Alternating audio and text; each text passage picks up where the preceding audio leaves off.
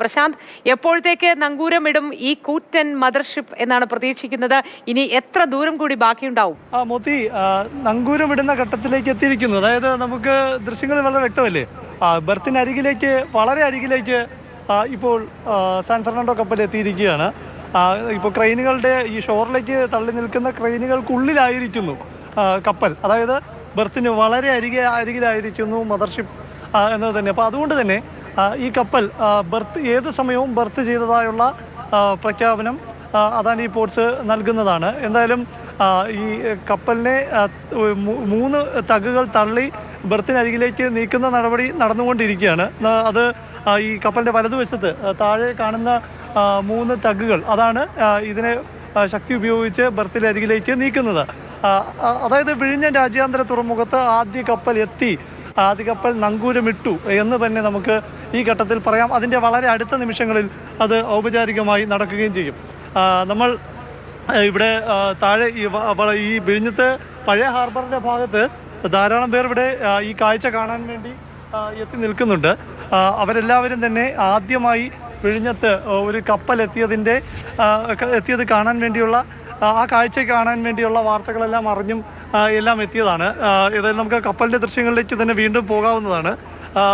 അതായത് ഇന്നിപ്പോൾ ഇവിടെ ബർത്തിനരികിലേക്ക് നങ്കൂരം ഇട്ട് കഴിഞ്ഞാൽ പിന്നീട് ഈ സാൻ ഫെർണാണ്ടോ കപ്പലിൽ ഇവിടെ എത്തിച്ചിരിക്കുന്ന കാർഗോകൾ, കണ്ടെയ്നറുകൾ ഇവിടെ ഇറക്കും. ഇന്ന് തന്നെ ആ നടപടി പൂർത്തിയാക്കും. കാരണം നാളെ 12 മണി സമയത്ത് ഔപചാരികമായ വാട്ടർ സല്യൂട്ടും ചടങ്ങുകളുമാണ്. അപ്പോൾ അതിനു മുൻപ് ഇവിടെ ഇറക്കേണ്ട ചരക്കുകളെല്ലാം ഇവിടെ ഇറക്കിയാൽ മാത്രമേ നാളെ വൈകിട്ട് ഈ കപ്പലിന് മടങ്ങി പോകേണ്ടതുമാണ്. നേരത്തെ മോത്തി ചോദിച്ചതും പല പ്രേക്ഷകരും ചോദിച്ചുകൊണ്ടിരിക്കുന്നതുമായ കാര്യം, ഇങ്ങനൊരു കപ്പൽ നടപടികൾക്ക് ഇപ്പോൾ തുറമുഖ വകുപ്പ് മന്ത്രി VN വാസവൻ ഫ്ലാഗ് ഓഫ് ചെയ്തിരിക്കുന്നു എന്ന വാർത്ത കൂടി പങ്കുവയ്ക്കുകയാണ്.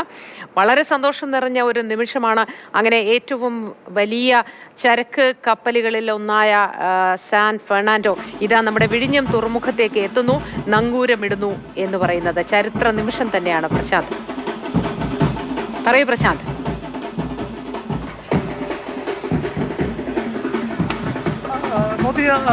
മോദി പറഞ്ഞതുപോലെ തന്നെ ഇപ്പോൾ തുറമുഖ വകുപ്പ് മന്ത്രി VN വാസവൻ അവിടെ ഈ ബർത്തിങ് നേരിട്ട് കാണുന്നതിന് വേണ്ടി അവിടെ എത്തിയിട്ടുണ്ട്. അല്പസമയത്തിനകം തന്നെ ഈ കപ്പൽ ഇവിടെ നങ്കൂരമിട്ടതായുള്ള ചരിത്ര പ്രഖ്യാപനവും വരും. നേരത്തെ പലരും ഈ നമ്മുടെ യൂട്യൂബിലെല്ലാം പ്രേക്ഷകർ വന്ന് മോദിയോട് ചോദിക്കുന്നുണ്ടായിരുന്നു, എന്താണ് ഇങ്ങനൊരു തുറമുഖം വരുന്നതിൻ്റെ പ്രയോജനമെന്ന്. ഒട്ടേറെ പ്രയോജനങ്ങൾ, നാടിന് മൊത്തത്തിൽ സാമ്പത്തികമായ നേട്ടം, വ്യക്തികൾക്കുണ്ടാകുന്ന നേട്ടങ്ങളെല്ലാം തന്നെ എടുത്തെടുത്ത് പറയേണ്ട കാര്യങ്ങൾ തന്നെയാണ്. അതുകൊണ്ടാണ് ഒരു കാലത്തും തുറമുഖത്തിനെതിരെ ആരും നിന്നിട്ടില്ല. തുറമുഖ നടത്തിപ്പ് രീതിയെക്കുറിച്ച് മാത്രമേ നിന്നിട്ടുള്ളൂ. ഇപ്പോൾ 1-2 കാര്യങ്ങൾ ഞാൻ പറഞ്ഞു പോകാം. ഇപ്പോൾ വ്യവസായ ഇടനാഴിയാകാൻ പോകുന്നതാണ് ഔട്ടർ റിംഗ് റോഡ്. ഈ തുറമുഖം വന്നതുകൊണ്ടാണ് തിരുവനന്തപുരത്ത് ഒരു ഔട്ടർ റിംഗ് റോഡ് വരുന്നത്. ആ റിംഗ് റോഡ് എന്നത് ഇവിടുത്തെ ചരക്ക് ഗതാഗതം കൈകാര്യം ചെയ്യുന്നതിന് വേണ്ടിയുള്ള റിംഗ് റോഡാണ്. കാര്യമായ വികസനങ്ങൾ ഇല്ലാതിരുന്ന ഒരു പ്രദേശത്ത് റിംഗ് റോഡ് വരുമ്പോൾ അവിടെ അതുമായി ബന്ധപ്പെട്ടുണ്ടാകുന്ന ആ സ്ഥലത്തിൻ്റെ മൂല്യമാണെങ്കിലും കച്ചവട സാധ്യതകളൊക്കെ ആണെങ്കിലും എല്ലാം തന്നെ വ്യവസായ, അതുപോലെ തന്നെ പുതിയ സംരംഭങ്ങൾ വരാനും എല്ലാം തന്നെ പുതിയ ഒരു പാത വരുന്നത് വഴിയൊരുക്കും. ഇതിന് പുറമേ തന്നെ ഒരു ഭൂഗർഭ റെയിൽ ബാലരാമപുരത്ത് നിന്ന് ഈ വിഴിഞ്ഞം, ഞാൻ നിൽക്കുന്ന ഈ ഭാഗത്ത്, ഇതിനപ്പുറത്തെ ഭാഗത്ത് കോട്ടപ്പുറം ഭാഗത്തേക്ക് തുരങ്കപാത വരികയാണ്.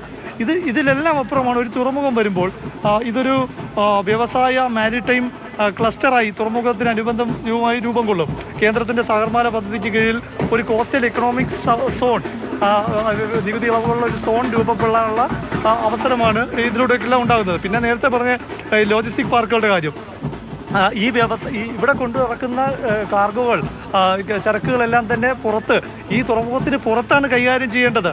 അതായത് വെയർ ഹൗസുകൾ സ്ഥാപിക്കേണ്ടതുണ്ട്, കണ്ടെയ്നർ യാർഡുകൾ സ്ഥാപിക്കേണ്ടത്. അപ്പോൾ ഇവിടെയെല്ലാം ജോലി ചെയ്യാൻ ഒരുപാട് പേർക്ക് ജോലി സാധ്യതകൾ, അത് ഏറ്റവും കൂടുതൽ സാധ്യതകൾ പ്രദേശവാസികൾക്ക്, തിരുവനന്തപുരത്ത് അല്ലെങ്കിൽ സമീപ ജില്ലകളിലുള്ളവർക്ക് എല്ലാം തന്നെ ഇതിൻ്റെ ഒരു തൊഴിൽ സാധ്യതകൾ വളരെ കൂടുതലാണ്. പ്രദേശവാസികൾക്ക് ഇങ്ങനെ പലതരത്തിലുള്ള വരുമാനം കൂടാനുള്ള അവസരമുണ്ട്.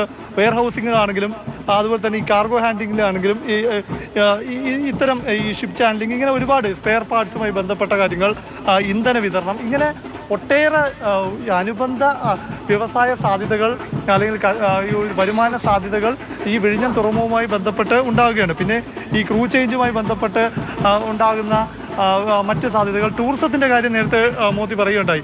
ഇപ്പോൾ ഒരു ആഡംബര ഇപ്പോൾ ഇതൊരു രാജ്യാന്തര ചരക്ക് കപ്പൽ കൈകാര്യം ചെയ്യുന്ന ഒരു തുറമുഖമാണെങ്കിൽ ഭാവിയിൽ ഒരു ഒരു ക്രൂയിസ് ടെർമിനലെല്ലാം തന്നെ സ്ഥാപിക്കാനുള്ള ഒരു അവസരം എല്ലാം തന്നെ ഭാവിയിൽ നമുക്ക് കാണാവുന്നതാണ്. എന്തായാലും ഇപ്പോൾ ഈ തുറമുഖവുമായി ബന്ധപ്പെട്ട് ഇതൊരു ട്രാൻസ്ഷിപ്മെന്റ് ടെർമിനലാണ്. ഇവിടെ വന്ന ഇറക്കുന്ന ചരക്കുകൾ കടൽ മാർഗമാണ് കൂടുതലും പോകുന്നതെങ്കിലും ഇവിടുത്തെ ഈ വിഴിഞ്ഞം തുറമുഖത്തിനെ കൂടുതലായി മറ്റ് രാജ്യങ്ങൾ ആശ്രയിക്കുമ്പോൾ കൂടുതൽ കാർഗോ കൈകാര്യം ചെയ്യുന്ന, ചരക്കുകൾ കൈകാര്യം ചെയ്യുന്ന ഒരു തുറമുഖമായി ഇത് മാറും. സ്വാഭാവികമായിട്ടും അത്രയും കാർഗോ ഇവിടെ അവർക്ക് സംഭരിക്കാനാകില്ല. ഇതിന് പുറത്ത്, തുറമുഖത്തിന് പുറത്ത് തന്നെ ഇത്തരം ലോജിസ്റ്റിക് പാർക്കുകളും ഈ കണ്ടെയ്നർ യാർഡുകളും എല്ലാം തന്നെ തുടങ്ങേണ്ടി വരും.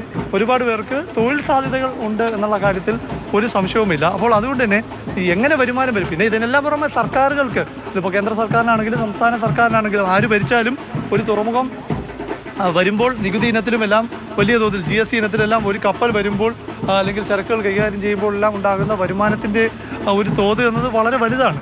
അപ്പോൾ നമുക്ക് അതിൻ്റെ ഏറ്റവും വലിയ ഉദാഹരണമാണ്, അത് സർക്കാരുകൾ തന്നെ സമ്മതിക്കുന്നതാണ്. ഇപ്പോൾ നമ്മൾ ഈ കാണുന്ന ക്രെയിനുകൾ ഇവിടെ വന്നപ്പോൾ തന്നെ മൊത്തം 32 കോടി രൂപയാണ് സംസ്ഥാന കേന്ദ്ര സർക്കാരുകൾക്ക് IGST ആയി വന്നത്. അതായത് സംസ്ഥാനത്തിന് നേര് പകുതി 16 കോടി രൂപ ഇവിടെ GST ഇനത്തിൽ ഈ ക്രെയിനുകൾ ഇവിടെ വന്നപ്പോൾ ലഭിച്ചു. അപ്പോൾ അങ്ങനെ സർക്കാരുകൾക്ക് ഖജനാവിലേക്ക് വരുമാനം എത്തുന്നു. ഒരു ചരക്ക് ഗതാഗതം കൈകാര്യം ചെയ്യുന്ന ഒരു തലത്തിലേക്ക് ഈ ട്രയൽ റൺ ഒരു റിയൽ റണ്ണിലേക്ക് പോകുമ്പോൾ ആ തരത്തിലേക്കെല്ലാം തന്നെ നാടിൻ്റെ വികസന സാധ്യതകൾ മാറുന്നു. പിന്നെ എല്ലാ കാലത്തും ഇപ്പോഴും കഴിഞ്ഞ ദിവസങ്ങളിൽ എതിർപ്പുണ്ടായിരുന്നു. നേരത്തെ ഇവിടെ വിഴിഞ്ഞത്തെ ജമാഅത്തിൻ്റെ എതിർപ്പുണ്ടായിരുന്നു. അവർ പിന്നെ അവരുടെ ആശങ്കകൾ, ഈ സ്ഥലം നഷ്ടപ്പെട്ട തൊഴിൽ നഷ്ടപ്പെടുന്ന മത്സ്യത്തൊഴിലാളികളുടെ വരുമാനവുമായി ബന്ധപ്പെട്ട കാര്യങ്ങളിലെല്ലാമുള്ള തർക്കങ്ങൾ സർക്കാർ പരിഹരിക്കാൻ ശ്രമിക്കുന്നു. ലത്തീൻ സഭയാകട്ടെ പ്രതിഷേധത്തിൽ തന്നെയാണ്. അവർ ഇന്നും ഇവിടെ പ്രതിഷേധമെല്ലാം പ്രഖ്യാപിച്ചിരുന്നതാണ്. പക്ഷേ ഒരു പ്രത്യക്ഷ പ്രതിഷേധത്തിലേക്ക് അവർ നീങ്ങുന്നില്ല. നാളെ ഈ ഉദ്ഘാടന ചടങ്ങ് നടക്കുമ്പോൾ അവരെ ക്ഷണിച്ചിട്ടുണ്ട്. അതുമായി ബന്ധപ്പെട്ട ചില തർക്കങ്ങളൊക്കെ ഉണ്ട്. പക്ഷേ ഇതെല്ലാം തന്നെ രമ്യമായി പരിഹരിക്കപ്പെടും. ഇവർക്ക് മത്സ്യത്തൊഴിലാളികൾക്ക് ഒരുപാട് തൊഴിൽ നഷ്ടപ്പെടുന്നതിലും അവരുടെ ജോലി നഷ്ടപ്പെടുന്നതിലുമെല്ലാം പിന്നെ അവരുടെ വരുമാനം അടയുന്നതിലുള്ള ആശങ്കകൾ മന്ത്രി തന്നെ നമ്മോട് സമ്മതിച്ചിട്ടുള്ളതാണ്. അക്കാര്യങ്ങൾ പരിഹരിക്കാതെ ഒരു സർക്കാരിന് മുന്നോട്ട് പോകാനാകില്ല. ഈ തുറമുഖം നടത്തിപ്പുകാരായ അദാനി പോർട്സിനാകും അത്തരം കാര്യങ്ങൾ പരിഹരിക്കേണ്ടി വരും. കാരണം എല്ലാ വിഭാഗം ജനങ്ങളെ ഉൾക്കൊണ്ട് മാത്രമേ മുന്നോട്ട് പോകാൻ സാധിക്കൂ എന്ന് തന്നെയാണ്. ഏതായാലും തുറമുഖം യാഥാർത്ഥ്യമായിരിക്കുന്നു. നിലവിൽ അദാനി പോർട്സാണ് നിർമ്മിക്കുന്നത്. ഒരു വികസന പദ്ധതി എന്ന് പറയുമ്പോൾ അങ്ങനെ തന്നെയാണ്. നിരവധി അഭിപ്രായ വ്യത്യാസങ്ങൾ വിവിധ ഭാഗത്തു നിന്നുണ്ടാവും.